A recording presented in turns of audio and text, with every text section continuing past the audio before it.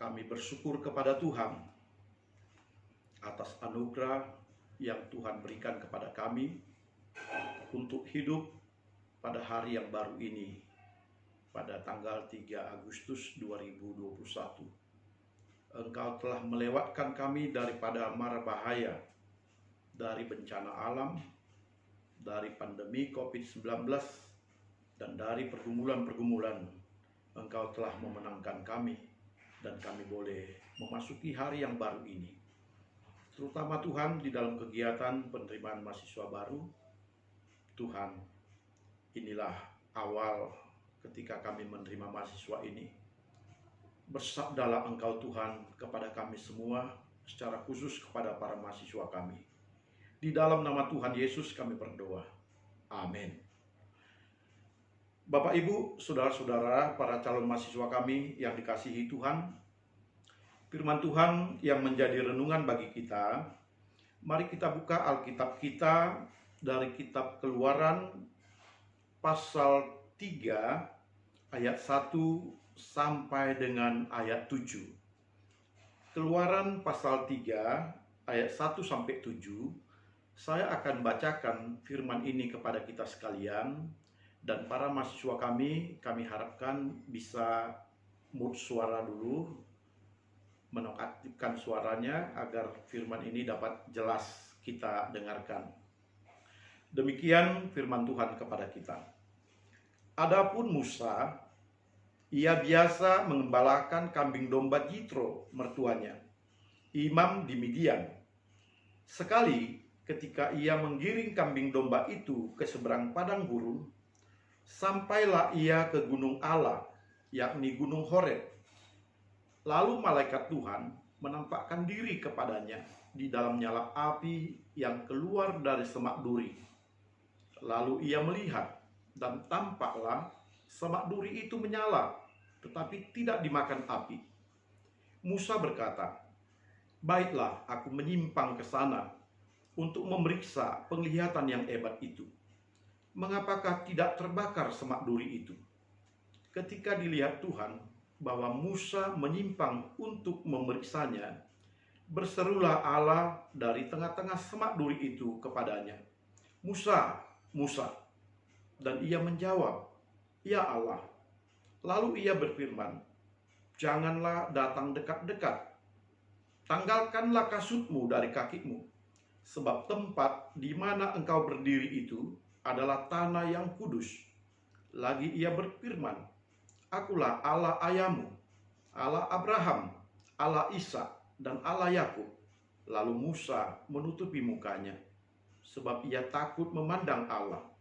Dan Tuhan berfirman, "Aku telah memperhatikan dengan sungguh-sungguh kesengsaraan umatku di tanah Mesir, dan aku telah mendengar seruan mereka yang disebabkan oleh pengerah-pengerah mereka.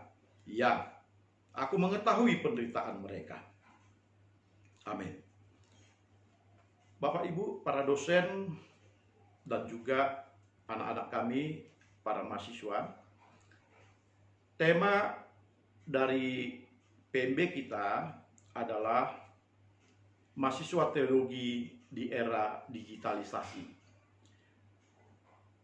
Melalui tema ini, kita diingatkan bahwa kita akan berada di dalam komunikasi internet, komunikasi yang melakukan pertemuan di dunia seperti ini, tidak tatap muka langsung, dan kita juga akan melakukan pembelajaran seperti ini. Tentu saja kita bisa mengatakan bahwa ini adalah sesuatu yang baru dan yang sulit. Tetapi kita harus berupaya menyelesaikan semua kesulitan-kesulitan itu, dan kita harus berupaya menjadi pemenang di antara berbagai kesulitan-kesulitan kita. Mau tidak mau, suka atau tidak, kita akan masuk ke era yang seperti ini, yang kita tidak tahu sampai kapan. Tetapi kita berdoa, kalau hanya gara-gara COVID kita demikian, hendaklah COVID segera berakhir. Tetapi mungkin bukan hanya COVID yang akan menjadi kita demikian, tetapi juga untuk mengejar ketertinggalan. Kita akan mungkin sering melakukan pertemuan-pertemuan secara online demikian, walaupun COVID nanti sudah berakhir. Karena pertemuan-pertemuan online seperti ini membuat jarak yang jauh menjadi sangat dekat. Waktu yang lama menjadi sangat dekat. Kita bisa mengundang dosen bukan hanya di sekitar Sumatera Utara, tapi bisa juga sampai ke Pulau Jawa, tapi bisa juga sampai ke berbagai dunia. Oleh karena itu, bisa saja cara yang seperti ini akan terus berkelanjutan untuk memaksimalkan pendidikan teologi. Cara seperti itu adalah cara yang mau tidak mau kita harus berupaya ada di dalamnya dan eksis di dalamnya. Apakah kita akan menggunakan jaringan yang lebih baik, mencari tempat di mana jaringan lebih baik, dan juga berupaya untuk lebih dekat dengan suasana yang seperti ini. Di dalam teks yang baru kita baca, saya sangat luar biasa melihat bagaimana Tuhan mendekatkan dirinya kepada manusia. Sebenarnya sangat sulit dan sangat tidak masuk akal. Allah akan mendekatkan dirinya kepada manusia. Allah akan datang menjumpai manusia. Tetapi bagaimana?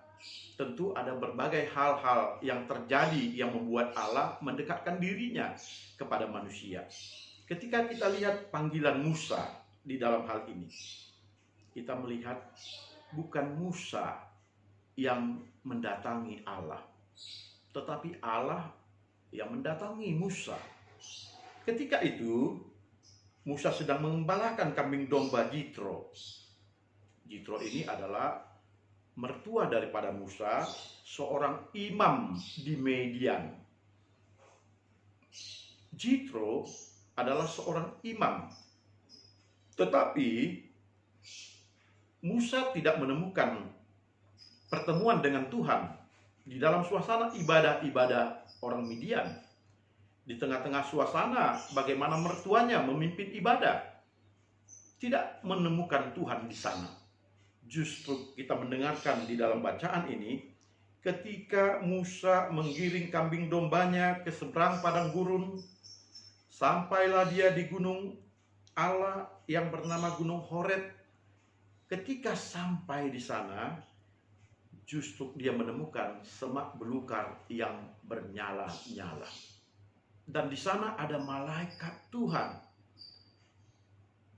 Dia bertemu dengan Tuhan adalah ketika dia ada di dalam pekerjaannya, ketika dia ada di dalam aktivitasnya, ketika dia berada di dalam kesibukannya.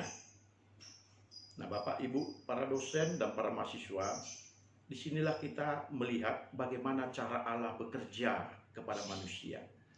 Allah bekerja di tengah-tengah aktivitas kita, di tengah-tengah kesibukan kita, di tengah-tengah pekerjaan kita, sehingga memang pantaslah kita boleh bergumul dengan semua bentuk pekerjaan, keinginan, dan juga harapan kita.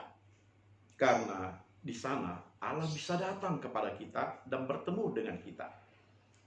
Bapak, Ibu, dan para mahasiswa, tadi telah kita katakan bahwa ketika Jitro, seorang imam, di dalam berbagai kegiatan ibadahnya, ternyata Tuhan tidak datang di sana.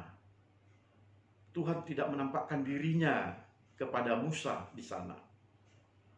Karena Tuhan menginginkan Musa berada di dalam aktivitasnya yang sebenarnya, yakni sebagai seorang pengembala. Supaya dia mengetahui bahwa di tengah-tengah kesibukan itu, di tengah-tengah aktivitasnya sehari-hari, di sana Tuhan menjumpai dia. Dan Tuhan berkata kepada Musa, ketika Musa berupaya menyimpang, memeriksa semak-semak belukar itu, Tuhan berkata kepadanya, Musa, Musa. Ini adalah panggilan yang pertama ketika kita melihat di dalam kisah Musa. Musa ini memang seorang yang mempunyai kemampuan, tetapi kemampuannya akan disempurnakan dan akan menjadi baik ketika bertemu dengan Tuhan. Saya mendengar beberapa kali cerita ataupun semacam kisah-kisah bagaimana binatang-binatang itu sangat berani, cerdas, menjadi yang ditakuti. Katanya seekor singa itu ditakuti karena keberaniannya dan karena kemampuannya yang luar biasa untuk menangkap mangsanya. Bahkan kemampuannya untuk menghadapi para lawannya. Tetapi ada juga yang mengatakan seekor lumba-lumba itu justru bukan oleh karena kemampuan dan kekuatannya, tapi kelemah lembutannya dan sikapnya yang selalu ingin menolong makhluk-makhluk yang lain, yang selalu ingin memberikan keceriaan yang lain. Nah, ini adalah bagian aktivitas seluruh kegiatan-kegiatan makhluk hidup. Semua makhluk, termasuk kita punya berbagai kemampuan-kemampuan. Tetapi kemampuan-kemampuan itu, semuanya itu hanya akan sempurna, hanya akan menjadi baik ketika kita bertemu dengan Tuhan. Hari ini saya merasa sangat luar biasa ya, bahwa ada 34 mahasiswa baru yang sekarang sedang menyerahkan kemampuannya kepada Tuhan untuk bertemu dengan Tuhan. Saya katakan kalian ini sedang berupaya untuk menyerahkan diri kepada Tuhan dan disempurnakan oleh Tuhan. Sebagai orang yang menyerahkan diri, ini berarti ada satu komitmen di dalam diri kalian bahwa kami ingin bertemu dengan Tuhan, agar Tuhan menyempurnakan kami. Tentu karena kita tahu kita sedang mencari Dia, kadang-kadang kita juga seperti Musa, pingin tahu, kok ada ya semak belukar bernyala-nyala tapi tak terbakar. Kalian mungkin pingin tahu siapakah Allah itu, bagaimanakah tentang Allah, apa karya Allah. Nah, inilah semuanya yang dikatakan teologi. Mahasiswa yang belajar teologi akan berusaha mencari tahu tentang Allah, mencari tahu tentang karyanya, mencari tahu bagaimana Allah melakukan segala pekerjaannya di tengah-tengah aktivitas manusia dan alam semesta.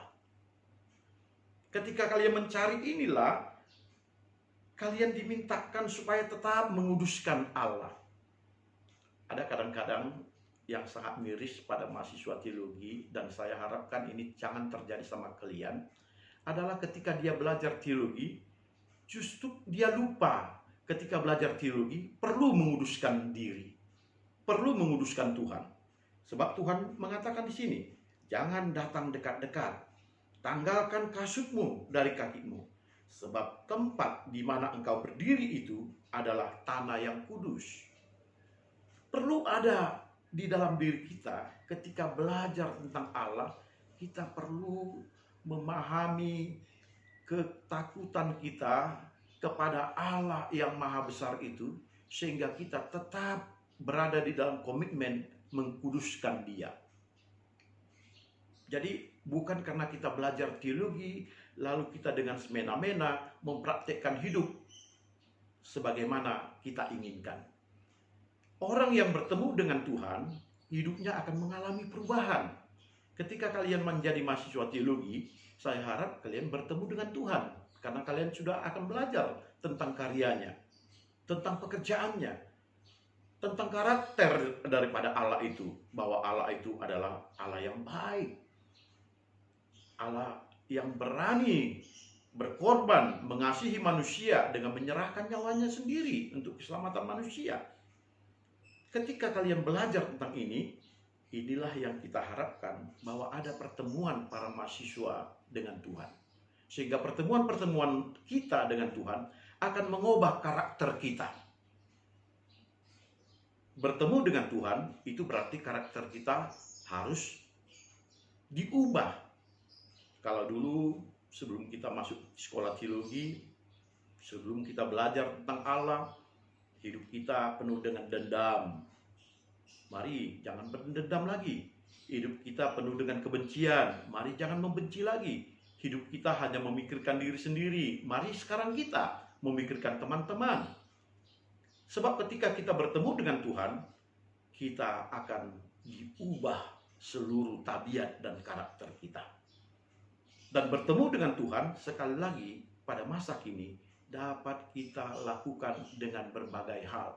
Selain hal-hal yang biasanya kita lakukan secara konservatif, sekarang kita juga dapat melakukannya dengan berbagai hal-hal digital.